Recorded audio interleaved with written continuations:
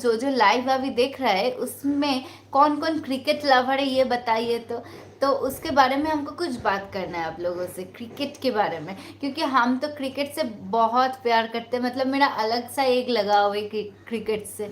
तो তোমরা আচ্ছা এক সেকেন্ড। আচ্ছা, আমার যারা যারা ভিউয়ার্স মানে যারা যারা এই মুহূর্তে আমার লাইভটা দেখছো, তাদের কাছে কি আমার কথাটা ক্লিয়ারলি এবং আমার ফেসটা ক্লিয়ারলি ভিউ হচ্ছে, মানে দেখা যাচ্ছে তো? আমি আমার অডিও এবং ভিডিও দুটোই ক্লিয়ার আছে তো? একটু কমেন্ট করে জানিও প্লিজ। আর যারা যারা ফার্স্ট টাইম আজকে আমার লাইভে এসছে, সবাইকে অনেক অনেক ভালোবাসা আর ওয়ার্ম ওয়েলকাম সবাইকে। এরমভাবেই তোমরা পাশে থেকো, তোমরা সাপোর্ট করলে আমি জানি আমি ঠিক নিজের একটা পরিচয় সোশ্যাল মিডিয়াতে তৈরি করতে পারবো। তো তোমরা প্লিজ একটু পাশে থেকো। আমার সব চেনা বন্ধুদের আজকে আমি দেখতে পাচ্ছি না, তো তারা কোথায় গেল? আমার চেনা যত বন্ধুরা আছে তাদের কাউকে আমি দেখতে পাচ্ছি না। তো নার্গিস আক্তার, তুমি কোথায় থাকো? আচ্ছা, সুমি, সুমি তুমি কি লাইভে এখন আছো নাকি লাইভ থেকে বেরিয়ে গেছো? আমি আসলে এখানে নাম দেখায় না কারা কারা লাইভে আছে।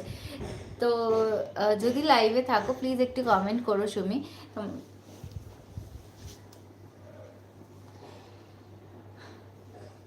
এখন মানে চারিদিকে না এত মানুষ মিথ্যে কথা বলছে, এত লোককে ঠকাচ্ছে, এত ফ্রড হচ্ছে যে যে কোনো কিছুই অনলাইন থেকে যদি কিনতে হয় বা বাই করো, তার আগে কিন্তু প্লিজ একটু সবটা থরলি চেক আউট করো যে সে আসলেই মানে অরিজিনাল প্রোডাক্টটা দেবে তো, বা তোমার টাকাটা নিয়ে ভেগে যাবে না তো, ফ্রড নয় তো। তো সেগুলো কিন্তু একটু রিচেক করে নেওয়ার পরেই কিন্তু তারপরে কোনো জিনিসপত্র কিনো, ঠিক আছে? কারণ গতকালকে এরকম একটা ফ্রড কেসে আমি ফেসেছি, যেটা হচ্ছে গতকালকে শুধু নয়, তা এর আগেও আমি একটা ফ্রড কেসে ফেসেছি। সেটা আমি তোমাদের সাথে ফার্স্ট শেয়ার করি ফ্রড কেসটা কীরকম ছিল।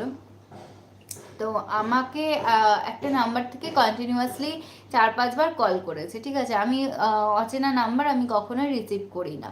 তো করার পরে আমি দেখলাম যে একবার আমি রিসিভ করেছি, যেহেতু অনেকবার কল করছে, 4-5 বার কল করার পর আমি একবার ফোনটা রিসিভ করি। না, আমাকে বলে যে আপনার দিদিভাই আপনার অ্যাকাউন্টে আমি 10,000 টাকা ভুল করে দিয়ে ফেলেছি। মানে এখন তো ইউপিআই হয়, তো একটা নাম্বার এদিক ওদিক হলে কিন্তু এই সেম প্রবলেমটা যে কোনো কারোর সাথেই হতে পারে। তো আমিও সেটা খুব ইজিলি নিয়েছি যে হ্যাঁ, হয়তো 10,000 টাকা উনি ভুল করে আমার অ্যাকাউন্টে দিয়ে দিয়েছে। তো আমি ওনার কথাটা বিশ্বাস করি, আনলাম যে ঠিক আছে, যদি আমার অ্যাকাউন্টে এসে থাকে অবশ্যই আপনাকে আমি সেটা রিটার্ন করব। তো তারপরে অ্যাজ ইট ইজ আমি আমার SMS চেক করি, SMS-এ লেখা রয়েছে আমার 10,000 টাকা ক্রেডিট হয়েছে এই নাম্বার থেকে, ঠিক আছে, এই মোবাইল নাম্বার থেকে। বাট আমি সেটা দেখার সাথে সাথেই ওনাকে আমি 10,000 টাকা রিটার্ন করি by phone, Google Pay. Okay, by Google Pay উনি নাম্বারটা দিয়ে দিয়েছিলেন ওনার, তো ওই নাম্বারে আমি 10,000 টাকা রিটার্ন করি। তো রিটার্ন করার পরে আবার উনি ফোন করেন এবং আবার আমার কাছে মেসেজ আসে যে 20,000 টাকা আমার নাম্বারে ক্রেডিট হয়েছে।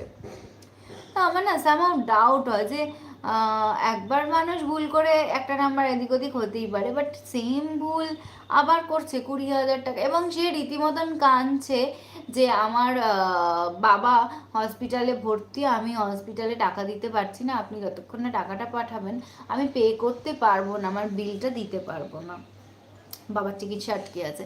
তো আমার শুনে ভীষণ খারাপ লাগে, কারণ আমি এটা এটা কাম্য না যে কোনো মানুষের ক্ষতি হোক, ঠিক আছে? কিন্তু ওই কথাটা শোনার পরেই না আমি ফার্স্টে 10,000 টাকাটা কোনো কিছু চেক না করে জাস্ট অনলি মেসেজ বেসিস মেসেজটা চেক করে পাঠিয়ে দিই।